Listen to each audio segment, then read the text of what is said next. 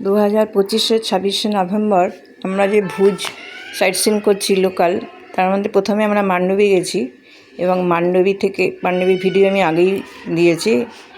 মান্ডবী থেকে আমরা চলে এলাম স্বামীনারায়ণ মন্দির।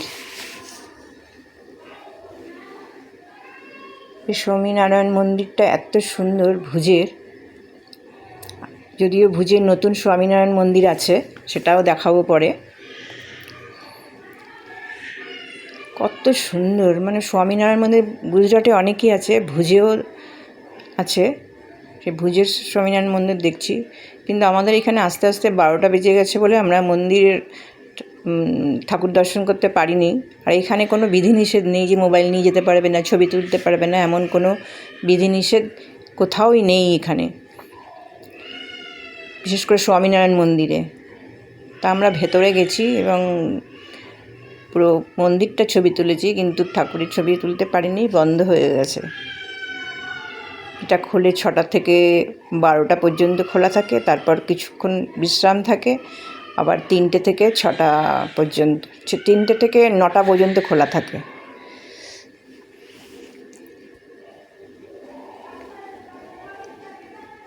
কি সুন্দর, অপূর্ব দেখতে,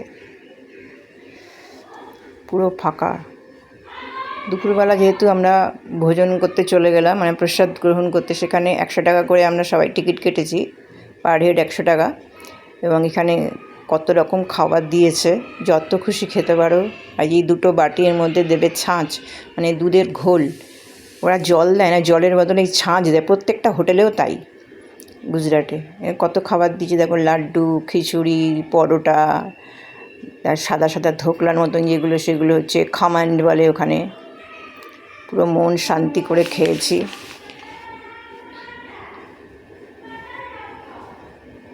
সত্যি ভোগ খাওয়াও একটা ভাগ্যের ব্যাপার। আমরা দর্শন করতে পারিনি ঠাকুর, কিন্তু ভোগের ঘরে চলে এসেছি এবং ঠিক টাইম মতন ভোগ খেয়ে নিয়েছি। ওখানকার ওনারাই বললেন যে ভোগ খেতে হলে ওখানে চলে যান। তারপর আমরা চলে এলাম অম্বিকা মাতা মন্দির। এইখানে কিন্তু ভেতরে মোবাইল নিয়ে ঢুকতে দেয় না, তাই ভেতরে ছবি তুলতে পারিনি। দর্শন করে এসে বাইরে থেকে তোলা। এটাও অপূর্ব দেখতে। ওখানে মোটামুটি সবই শ্বেতপাথর, সাদা শ্বেতপাথরে দিয়ে তৈরি সব। দেখো কত অপূর্ব। গুজরাট যারা ভ্রমণ করবে তারা অবশ্যই ভুজে যাবে। ভুজের কচ্ছ জেলার যে সমস্ত জিনিস আছে, মানে হোয়াইট রন্টন, এগুলো কিন্তু ভীষণ ভালো দেখতে এবং অবশ্যই যাওয়া উচিত। অমিতাভ বচ্চনজিই বলেছেন, কচ্ছ নেই দেখা তো কুছ নেই দেখা। সত্যিই তাই।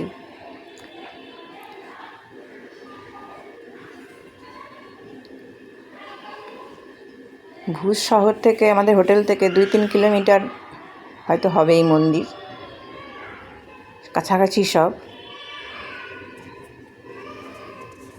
এই মন্দির দর্শন করে আমরা চলে এলাম আদিযোগী ভুজের।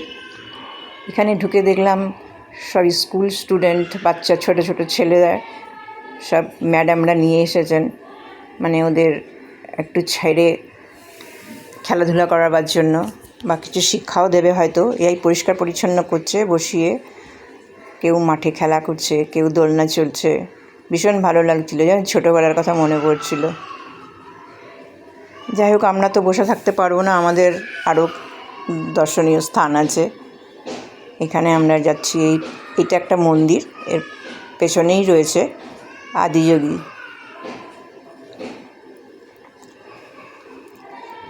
এটা সাদা মার্বেলের, অপূর্ব দেখতে। আরেকটা আছে তামিলনাড়ু কোয়েম্বাটুরে, ওটা ব্ল্যাক, ওটাও সুন্দর। ওটা দেখার সৌভাগ্য এখনও হয়নি, বাবা টানলে নিশ্চয়ই যাব।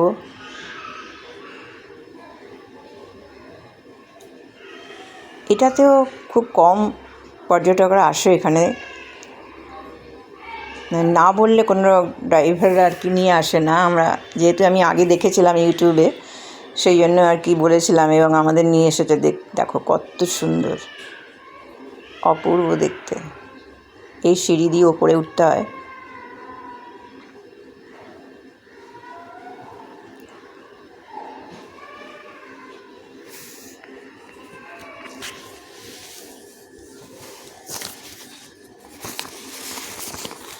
কত সুন্দর দেখো। এরপর আমরা চলে এলাম প্রাগমহল। এই প্রাগমহলও ভুজ শহর থেকে, মানে আমাদের হোটেল থেকে খুব একটা বেশি দূরে নয়। এটা খোলা থাকে সকাল 9টা থেকে 12টা পর্যন্ত, তারপর কিছুক্ষণ বন্ধ থাকে, তারপর 3টে থেকে 6টা। এটা এয়ারপোর্ট থেকে 4 কিলোমিটার, আর 2 কিলোমিটার হচ্ছে আমাদের হোটেল থেকে, ভুজের স্টেশন থেকে। আমাদের হোটেল থেকে আরও কাছে হবে। এন্ট্রি ফি আছে।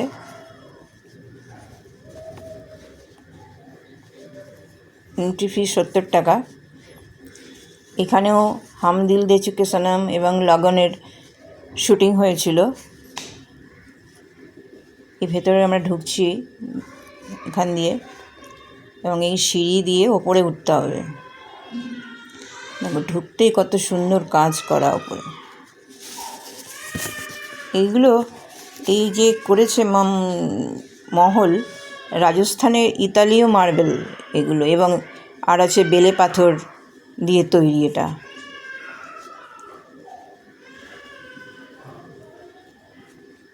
এখানে একটি 45 ফুট উঁচু একটা টাওয়ার আছে, এবং সেখানে একটা ঘড়িও আছে।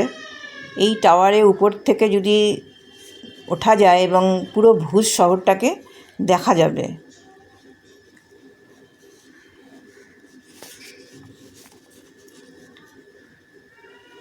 এটি একটি ঐতিহাসিক প্রাসাদ।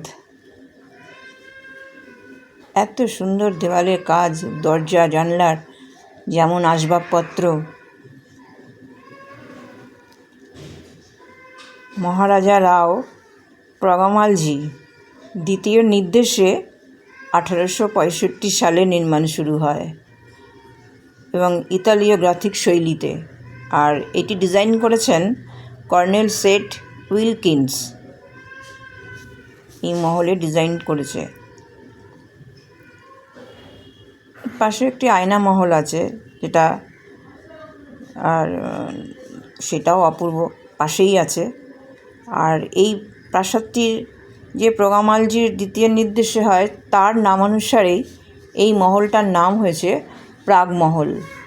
দেখো ভেতরে কত অপূর্ব কাজ, আর সব ফার্নিচার দেখো, আসবাবপত্র। এইগুলো তো সেই কত আগের 1865 সালের কথা আমি বলছি, মানে এখানে তৈরি হয়েছে। এগুলো কত নিখুঁত কাজ। আর এগুলো তো সংগ্রহ করে রেখেছে, মানে শিকার করেছিলেন সিংহ, বাঘ, এসব সংগ্রহ করে রেখেছে কাচের ভেতরে। ঝাড়বাতিগুলো দেখো।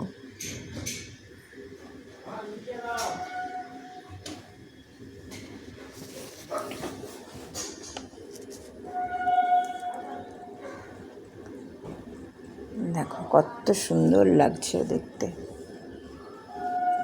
আমি পুরো দিনের সাইট সিন একবারে আমি ভিডিও করতে পারলাম না, কারণ অনেক বড় ভিডিও হয়ে যাবে, কারোরই দেখতে ইচ্ছে হবে না, তাই ছোট ছোট করে দেখাচ্ছি।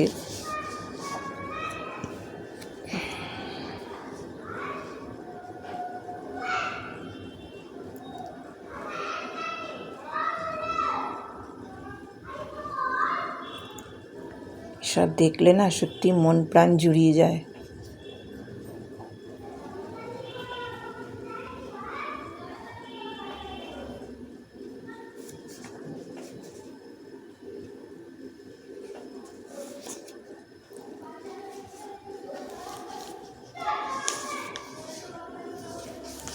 Dressing table. আমরা ভুজে 2 দিনের জন্য গাড়ি বুক করেছিলাম। তাতে আমাদের নিয়েছিল 7,000 টাকা, যদিও একটু বেশি হয়েছে, কারণ ভায়া হয়ে গেছে আর কি, মানে একজন আরেকজনকে ঠিক করে দিয়েছে, তার জন্য হয়তো বেশি হয়ে গেছে। যদিও আমরা দুটো ফ্যামিলি বলে অতটা অসুবিধা হয়নি, কিন্তু ওখানে একটু দামাদামি করলে, মানে যার নিজের গাড়ি নিজে চালায় সেরকম ড্রাইভার যদি পাওয়া যায়, তাহলে মোটামুটি 5,500 2 দিনের জন্য লাগবে।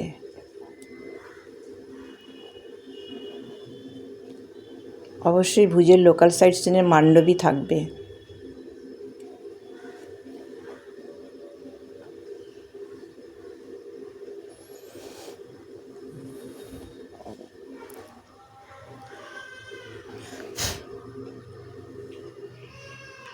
এটা হচ্ছে সেই 45 ফুট টাওয়ার। এটার উপর উঠলে পুরো ভূত শহরটাকে দেখা যায়। আর এই দেখা যাচ্ছে এটা আয়না মহল, প্রাগমহল থেকেই দেখা যাচ্ছে আয়না মহল।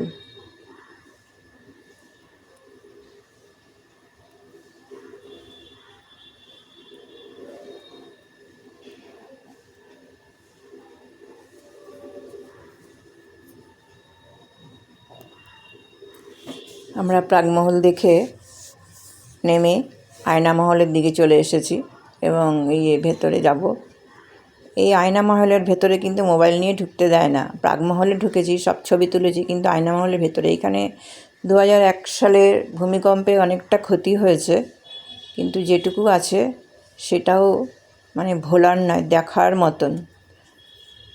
এর ভেতরে অনেক দোকানপাট রয়েছে আয়না মহলের ভেতরে। আয়না মহলের টিকিটও কাটতে হবে, এন্ট্রি ফি আছে 20 টাকা করে। এবং এর ভেতরে যে দেখাতে পারিনি, কিন্তু আমরা যে দেখেছি মুগ্ধ হয়ে গেছি। এত সুন্দর মানে কাচের ডিজাইন আর পুরনো আসবাবপত্র, অপূর্ব ভেতরে সব জিনিস আছে। এটা না গেলে বোঝা যাবে না, বোঝাতে পারবো না ঠিক। এই সিঁড়ি দিয়ে উঠলে ডান দিকে গেলে আয়না মহলের ভিতরে।